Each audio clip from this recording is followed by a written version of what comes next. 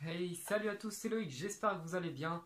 Bon voilà, j'ai atteint les 3000 abonnés, donc c'est quand même une belle étape de franchie, je suis très content.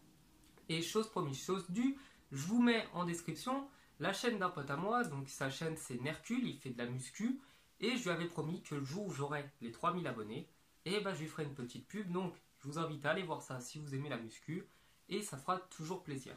Le sujet de la vidéo aujourd'hui, ça va être le PSG avant et après le Qatar, parce qu'on va pas se le cacher, en l'espace de 10 ans, ce club a été totalement métamorphosé, ça ressemble plus à ce que j'ai connu quand j'étais petit, et aujourd'hui les jeunes de 13-14 ans qui vont au stade ne verront pas la même chose que moi j'ai vu quand j'avais 13-14 ans.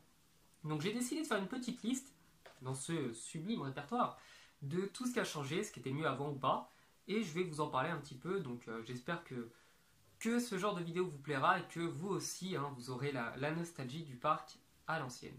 Pour commencer cette vidéo, je tiens à vous rappeler que avant le Qatar, eh bien j'étais le seul avec un autre gars qui s'appelait Maxime à supporter le PSG dans ma classe. Donc tout le long du collège, on était 2 sur 30 à supporter le PSG. Et tout le reste des gars qui aimaient le foot se foutaient de nous. Ils disaient haha, regardez Maxime et Loïc avec leur maillot du PSG, haha, regardez ils supportent une équipe en bois. Sauf que ces mêmes mecs-là, qui se foutaient de moi et de Maxime, eh bien, au moment où je fais cette vidéo, ont tous le maillot du PSG et sont tous devenus de fervents supporters. Donc, on va continuer la vidéo, il y a pas mal de choses avant-après, et j'espère que ça vous plaira. La deuxième chose concerne le Parc des Princes. Quand j'y étais et qu'il y avait un but au parc, le stade, c'était simple, il fallait s'accrocher au strapontin, parce que sinon vous risquiez de vous faire écraser littéralement. Donc à notre époque, moi je suis retourné au parc une fois, et au moment où je fais cette vidéo, je suis sur le point d'y aller pour la seconde fois, et bah il n'y a plus cette ferveur, il n'y a plus cette niaque, cette grinta qui faisait que quand il y avait un but, vraiment c'était une libération pour le stade. Maintenant s'il y a un but, c'est normal, et si par malheur ils en prennent un, oh là là là là, qu'est-ce qu'ils n'ont pas fait. Donc même sur les buts, c'est plus le même club et il n'y a plus cette joie qu'on avait avant. La troisième chose, à mon époque, quand un joueur comme Sami Traoré venait de dribbler 2 joueurs, le stade se levait. Vraiment tout le stade, c'était pas juste en tribune, c'était tout le stade qui se levait. À notre époque, ils vont même pas se lever si Neymar il dribble 15 joueurs, il met un petit pont à l'arbitre, il revient dans la surface adverse et il met un but en coup du foulard, les mecs s'en foutent. Donc je trouve ça vraiment dommage, ça a détruit ce charme qu'il y avait et au final le parc c'est devenu malheureusement, à part avec le Cup, un endroit pour les touristes, des mecs qui viennent là de Chine, de je sais pas d'où. Mais au final, ils viennent pas pour le match, ils viennent juste parce que ça fait bien d'être au parc. La quatrième, encore par rapport à l'ambiance, quand j'y étais en tribune, donc à Auteuil et Boulogne, tout le monde était debout, logique. Maintenant, il n'y a plus qu'à Auteuil qui sont debout, vu qu'à Boulogne, la tribune est en sommeil, on va dire ça comme ça. Et dans les virages, par contre, donc en K et en G, tout le monde était debout à mon époque.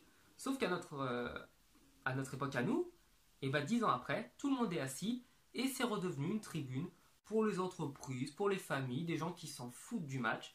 Et malheureusement, bah, l'ambiance est complètement détruite.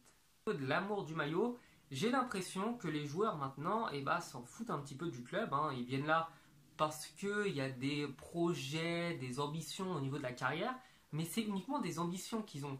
Ils savent que le PSG va leur permettre de franchir une étape, soit d'aller en sélection nationale, soit de jouer dans un meilleur club, parce qu'il y a quand même des clubs meilleurs que le PSG, même si en tant que supporter parisien, voilà, on aime bien être chauvin, faut le dire, il y a des meilleurs clubs que Paris. Et eux se servent du PSG juste comme un tremplin, et au final, l'amour du maillot, bah, ils l'ont pas. Vous verrez pas des mecs comme Roten, comme Paoletta, des mecs comme Sami Traoré, comme Amara Diané, tous ces gars-là qu'on avait avant, qui venaient au PSG parce qu'ils aimaient le maillot, et qui auraient été prêts à jouer au PSG même s'ils étaient en Ligue 2 ou en National, parce que si vous prenez le PSG maintenant, à part peut-être des gars comme Kimpembe, peut-être Nkunku, ou on va dire tous les Parisiens, et Cavani, j'en vois pas un seul rester au club s'il y a un problème. Quand j'étais au stade et qu'on affrontait l'Olympique de Marseille, vous pouviez être sûr que la semaine avant le match, personne ne dormait. Ou presque. On était tous sur les nerfs. Sur les nerfs. On n'attendait qu'une seule chose, c'était le match contre l'OM. Et bon, voilà, c'était souvent moitié-moitié, genre l'OM qui gagnait, le PSG qui gagnait, etc. Mais en cas de victoire du PSG, mais c'était la fête, c'était une folie dans le stade. une folie dans le stade, une folie dans les bars, une folie chez les gens qui étaient entre amis pour regarder le match.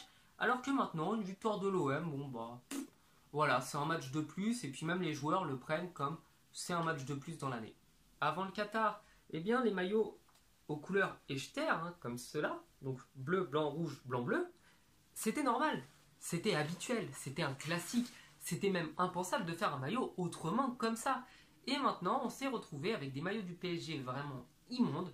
Donc, j'avais déjà fait une vidéo, je crois, sur les plus laids maillots du PSG, mais à part un maillot qu'ils ont repris aux couleurs Echter, tout le reste est vraiment bon à acheter au niveau des maillots domicile. Et bon, après les maillots extérieurs, voilà, ça a toujours été plus ou moins du grand n'importe quoi. Donc, bon, les maillots extérieurs, on s'en fout, mais le maillot Echter, vraiment, c'est une catastrophe. Bon, tant qu'on est encore sur les maillots, rien que ce logo-là, hein, qu'on a ici, il était bien, il était joli, il représentait Paris. Il représentait l'histoire de la ville avec le berceau qui symbolisait la royauté, l'étoile de, la fleur de lys, tatati tatata. Maintenant, ils nous ont pondu un truc. Honnêtement, j'ai l'impression que c'est les enfants de Zlatan, quand il est arrivé, qu'on fait un logo à l'arrache tout moche, tout caca, et ils l'ont balancé sur tous les maillots. Donc le logo est vraiment une horreur, je le trouve vraiment pas beau. Et si ce n'était pas des maillots du PSG et que j'aimais pas autant le PSG, je peux vous assurer que j'en aurais pris aucun. Sur les réseaux sociaux, avant le Qatar, le PSG avait 400 000 fans. Au moment où je tourne cette vidéo, le PSG en a 34 millions. Donc ça veut dire qu'il y a quand même 33,6 millions de personnes qui, entre l'arrivée du Qatar et maintenant, ont découvert qu'il y avait un club dans la ville de la capitale quand même.